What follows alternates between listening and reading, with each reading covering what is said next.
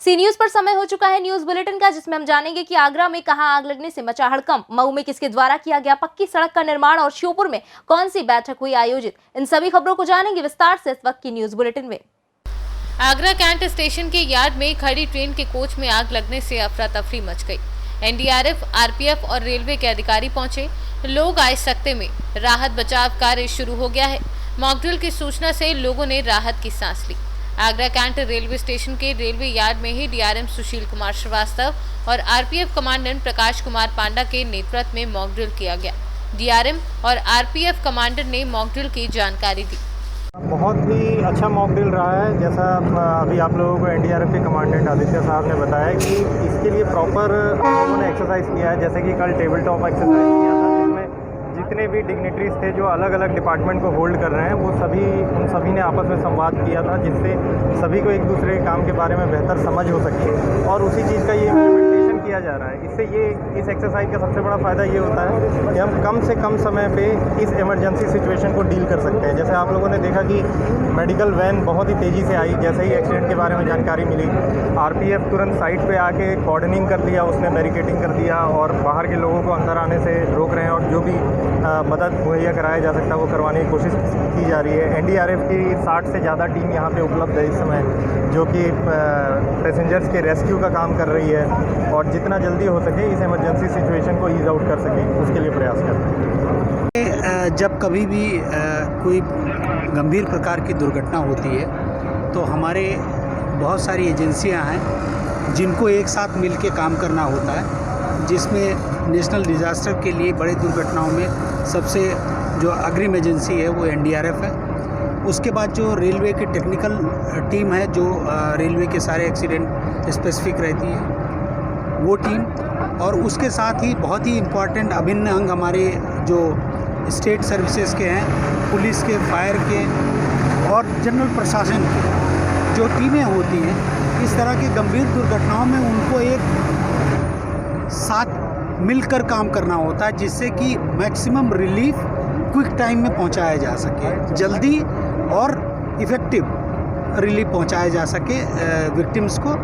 तो उसी के तहत यहाँ पर एक आगरा से सीनू संवाददाता अनुज उपाध्याय की रिपोर्ट। उन्नाव जनपद में मीडिया द्वारा सर्वे करने के तत्पश्चात क्षेत्रों में अत्यधिक कार्य प्रगति पर रहा। लोगों ने प्रमुख के सज्जनता व कुशलता का उदाहरण देते हुए लोगों में हौसला बुलंद रहा। दूसिया ने अपने 5 साल के कार्यों पर प्रकाश डालते हुए बताया कि जहां साइकिल जाने का रास्ता नहीं रहा, वहां दूसिया द्वारा अथक मेहनत करके 4 व्हीलर जाने का रास्ता बनवा दिया गया। बारे में बताएं, 5 साल के विकास में क्या प्रगति पे क्या किए हैं, क्या काम किए हैं? कितने कार्य प्रगति पे और कितने हो चुके हैं? अब कार्य की तो गिनती नहीं है, लेकिन तमाम कार्य मैं अपने ब्लॉक में कराया हूँ और हर ग्राम सभा में कराया हूँ जी। और अभी मैं करा रहा हूँ, मेरा कार्य प्रगति पे चल रहा है। नाली, खड़ंजा, इंटरलॉकिंग सब काम हमारे चल रहे हैं जी जी। ब्लॉक प्रमुखी का चुनाव आने वाला, अब आपके पक्ष में रहेगा या कैसा? अभी तो आप देख ही रहे हैं कि अभी ओबीसी का आप चल रहा है कि सीट ओबीसी है, तो मैं कैसे कर दूंगा, मेरे पक्ष है ना पक्ष की बात। अगर ओबीसी है, हाँ, पिछड़ी ब्लॉक प्रमुखी, आप उसमें क्या करेंगे? आपका क्या मत रहेगा? किसी को लड़ाएंगे या नहीं, मैं किसी को लड़ाऊंगा नहीं, लेकिन मेरा मत रहेगा कि मैं राजनीति से तो जुड़ा हूँ, तो राजनीति पे तो रहूंगा ही। जो मेरा कर्तव्य होगा वो तो मैं करूंगा। ठीक है, जनता के विकास के लिए मुझे कुछ भी करना होगा मैं करूंगा। जैसे 5 साल का कार्यकाल आपका रहा, जनता को क्या संदेश देना चाहेंगे? जनता को मैं यही संदेश देना चाहूँगा कि कोई भी बने, प्रमुख या कुछ भी प्रधान या कोई भी बने, तो वो जनता का विकास करे। जनता कितना आशा लेके कि मेरे ये करेंगे, मैं अपने मत किस अनुसार से दे रहा हूँ, तो हमारा लोग दुरुपयोग न करके मैंने उसको सही करें। हमारा काम हमारा बढ़िया होना चाहिए। अच्छा, आपके रेख देख में कौन कौन सी सुविधाएं 5 वर्ष में आए? हमारे देख रेख में अभी सरकार के द्वारा तो जो आया है वो मैं कराया हूँ। जैसे खड़ंजा में आपको बताया हूँ, नाली बताया हूँ, इंटरलॉकिंग बताया हूँ जी। अभी मैं सोच रहा हूँ कि अगर सरकार का जैसे अनुमति है इन लोग का, जैसे हम लोग के यहाँ से डीएम साहब के यहाँ हम लोग डाले हैं, अगर हम लोग को सोलर लाइट, स्ट्रीट लाइट मिलता है तो हम लोग गाँव भिजवाएंगे और देंगे। इनसे अभी आप लोग प्रस्ताव डाले हैं? हाँ डाले हैं प्रस्ताव, लेकिन अभी देखिए अगर पास हो जाता है तो हम लोग जरूर जब मिलता आप लोगों को माने कि प्रस्ताव आप डाले हैं, अगर मिल जाता है तो क्या अगर मिल जाएगा तो हम लोग गाँव का सोलर लाइट और स्ट्रीट लाइट हम लोग देंगे। हम लोग वितरण करेंगे? हाँ वितरण कर, मैंने घर घर जितना हो सके हम लोग वितरण करेंगे। घर घर तो नहीं, लेकिन हर 100 मीटर पे कर करके हम लोग वितरण करेंगे। मऊ से सीनू संवाददाता राम प्रवेश भारती की रिपोर्ट। किसान बिल के खिलाफ 110 दिनों से विरोध प्रदर्शन चल रहा है। वहीं 12 किसान जो आज जिला नवरंगपुर में पहुंचे। किसानों का कहना है कि उड़ीसा के हर जिला और गांव-गांव तक जाएंगे। उसके बाद 23 मार्च को भगत सिंह का बलिदान दिवस है। उस दिन भुवनेश्वर में एक बड़ी रैली का आयोजन किया जाएगा। आपका आंदोलन जाएगा। ये उड़ीसा के 12 किसान संगठनों का एक संयुक्त अभियान है और इसमें अभी पिछले 110 दिन से जो केंद्र सरकार ने 3 कृषि संबंधी काला कानून पारित किया है, उसके खिलाफ जो देश भर में अभी आंदोलन चल रहा है, उस आंदोलन को उड़ीसा में गांव-गांव तक ले जाने के लिए यह एक मुहिम है। हम लोग 12 मार्च जो कि दांडी मार्च का स्मारकी दिवस है, उस दिवस से इस यात्रा को भुवनेश्वर से शुरू किए हैं और 23 मार्च को जो भगत सिंह का बलिदान दिवस है, उस दिन तक हम लोग 12 दिन का एक राज्य स्तरीय यात्रा का आयोजन किए हैं और ये 23 मार्च को भुवनेश्वर में एक बड़ा किसान रैली में तब्दील होगा और ये 12 दिनों में हम लोग उड़ीसा के 20 जिलों में यात्रा करेंगे और किसान संगठन के कार्यकर्ता किसानों के बीच संवाद करते हुए ये जो 3 काला कानून है, उसका जो किसान पर, खेती किसानी पर जो प्रतिकूल प्रभाव पड़ रहा है, उसके बारे में चेतना पैदा करना और उसके खिलाफ जो लड़ाई दिल्ली में केंद्र करके अभी पिछले 110 दिन से चल रहा है, उसको मजबूत करने के लिए और उड़ीसा में उसको और। उड़ीसा से सीनू संवाददाता मोहम्मद गुफरान की रिपोर्ट। पशुओं को समय से टीकाकरण कराएं जिससे उनको होने वाली बीमारियों से बचाया जा सके। उक्त बातें सैदाबाद के पशु चिकित्सा अधिकारी डॉक्टर अशोक कुमार ने विकास खंड सैदाबाद के सिठौली ग्राम सभा में पशु रोग नियंत्रण योजना अंतर्गत पशुपालक जागरूकता शिविर का आयोजन कर रही। शिविर का शुभारंभ पशु पूजा के साथ किया गया। वहीं शिविर में आए हुए पशुपालकों को संबोधित करते हुए उन्होंने कहा कि पशुओं को बीमारी से बचाव के लिए समय समय से टीका लगवाएं, जैसे खुरपका, मुंहपका, रेबीज, गलाघोटू, लंगड़ी बुखार, क्षय रोग आदि पशुओं में होने वाली खतरनाक बीमारियों के बचाव के लिए टीका जरूर लगवाएं। वहीं पशुओं में होने वाली इन बीमारियों के लक्षण भी उन्होंने बताए और कहा कि भारत सरकार द्वारा मनुष्य की तरह पशुओं का भी 12 डिजिट नंबर के आधार बनाए जा रहे हैं, जिससे उन्हें मुफ्त में टीकाकरण लगवाया जाए। प्रयागराज से सीनू संवाददाता रणविजय सिंह यादव की रिपोर्ट। श्योपुर शहर के श्रीराम द्वारा मैरिज गार्डन में कल दोपहर 12 बजे वैश्य महासम्मेलन द्वारा सर्वदलीय बैठक का आयोजन किया गया, जिसमें शहर में बढ़ रहे अपराधों को लेकर चिंतन किया गया। ये जानकारी देते हुए वैश्य महासम्मेलन के जिला अध्यक्ष अनिल गोयल ने बताया कि शहर में दिनों दिन बढ़ रहे अपराधों, चोरी की घटनाओं को लेकर वैश्य महासम्मेलन द्वारा सर्वदलीय बैठक का आयोजन किया गया, जिसमें विभिन्न संगठनों के प्रतिनिधि एवं राजनीतिक दलों के नेतागण मौजूद रहे।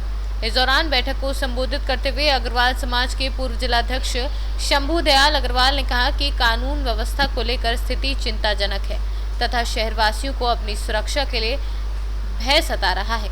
तो वहीं कई वक्ताओं ने अपने विचार व्यक्त करते हुए जिला पुलिस विभाग में बड़े फेरबदल किए जाने की मांग की। महासम्मेलन इकाई श्योपुर द्वारा एसपी साहब को एक ज्ञापन दिया गया। शहर में बढ़ते हुए अपराध और चोरी की घटनाओं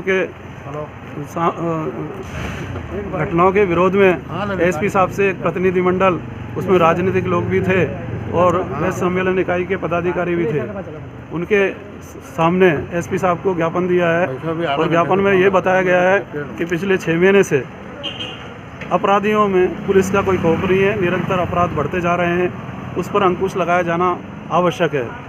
एसपी साहब ने इसके लिए हमें आश्वस्त किया है कि हम 2-4-5 दिन में उसको आपकी इस समस्या को दूर करेंगे।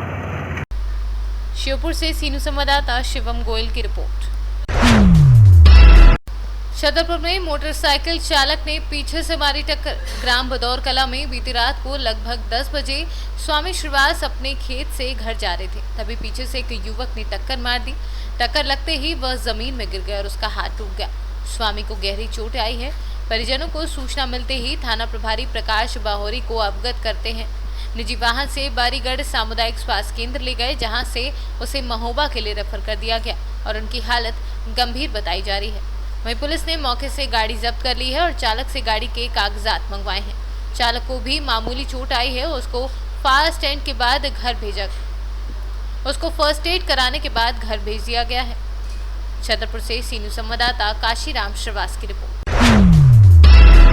अगर आप ऑनलाइन शॉपिंग के शौकीन हैं और ऑनलाइन कुछ ऑर्डर कर चुके हैं तो सावधान हो जाइए। कहीं ऐसा ना हो कि आपके मिले अपने ऑनलाइन मंगाए सामान की जगह साबुन की टिक्की आ जाए।